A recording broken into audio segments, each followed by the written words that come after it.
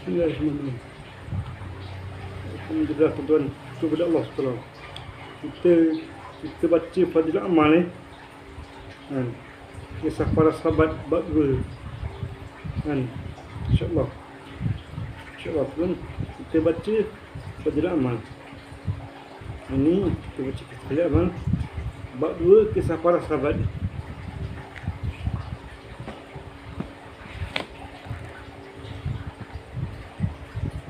Kisah takut kepada Allah SWT.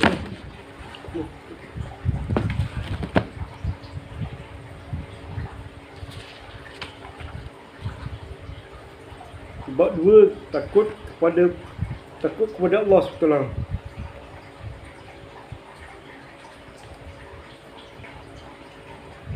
Kisah nombor 10. Teguran Rasulullah SAW kepada para sahabat yang ketawa. Satu ketika dalam perjalanan untuk menunaikan solat, lalu baginda SAW ternampak satu kumpulan yang sedang ketawa berdekah-dekah sehingga menampakkan gigi. Rasulullah SAW bersabda, sekiranya kamu banyak mengingati maut, pasti tidak akan berlakukan yang saya lihat ini. Oleh itu berbanyakkanlah mengingati maut. Tidak satu hari pun berlalu tanpa kubur berkata, aku ialah rumah kesunyian, rumah kesorangan, rumah debu dan rumah ulat-ulat. Apabila seorang mukmin dimasukkan ke dalam kubur, maka kubur akan berkata, kedatanganmu dialih-alihkan tersangat baik, kerana kamu telah datang kepadaku daripada kalangan manusia yang berjalan bertemu ke bumi. Engkaulah yang paling aku sukai. Hari ini engkau telah datang kepadaku, engkau akan melihat sebaik-baik layanan daripada aku. Sebab itu kubur akan meluas sejauh mata memandang. Kemudian akan terbuka satu pintu. Melalui pintu itu akan masuk bayu wangi-wangian dari syurga secara berterusan. Apabila orang berdosa dimasukkan kubur, akan berkata, tidak kata-kata aluan untuk kedatanganmu, sangat jelek kedatanganmu daripada kalangan manusia yang berjalan temu ke bumi. Engkaulah yang paling aku benci. Hari ini engkau telah diserahkan kepadaku. Engkau akan melihat layanan daripadaku.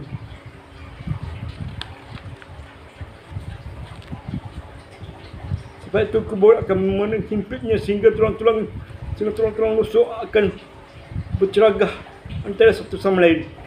Kemudian 70 ekor ular akan dilepaskan atasnya. Sekiranya seekor saja daripada ular itu menghemburkan bisa ke atas bumi, maka selai rumput pun tidak akan tinggal. Ular itu akan terus mematuk orang tersebut hingga ke hari kiamat. Sebab itu Rasulullah SAW bersabda, kubur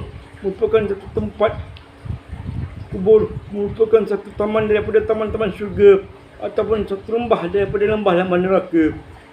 Keterangan takut kerana Allah SWT ialah perkara yang sangat-sangat perlu lagi penting. Perkara inilah yang menyebabkan Rasulullah SAW selalu berfikir secara mendalam. Mengingati maut akan menambahkan sifat takut kepada Allah SWT. Oleh sebab itulah Rasulullah SAW menyarankan supaya kita sekali-kali mengingati maut, kerana amalan ini ialah penting lagi pula memberi manfaat. Yang kedua, takut kepada Allah SWT. Kisah para sahabat bab 2. Takut kepada Allah SWT. Kisah para sahabat. Kisah nombor 11. Ketakutan Sayyidina Hanzalah radhiyallahu anhu terhadap kemunafikan.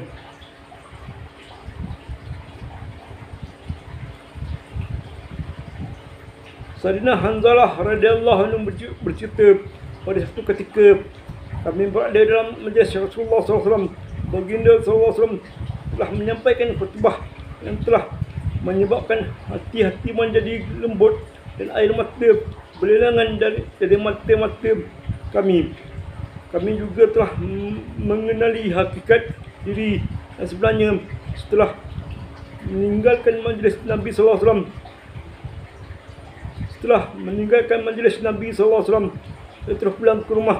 Anak dan isteri telah datang kepada saya dan bermulalah sedikit perbincangan tentang dunia.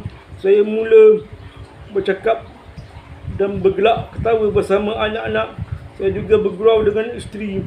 Keadaan diri saya semasa berada dalam majlis Nabi SAW tadi mula hilang dengan tiba-tiba. Saya berfikir, apakah keadaan diri saya sebenarnya tadi dan sekarang anda, apakah telah berlaku? Apakah yang telah berlaku? Saya telah berkata dalam diri, saya telah berkata dalam hati, kamu jadi munafik. Kamu telah jadi munafik. Pada zahirnya daripada Rasulullah SAW, dan kamu berlainan, dan apabila pulang saja ke rumah, kalian telah berubah menjadi begini.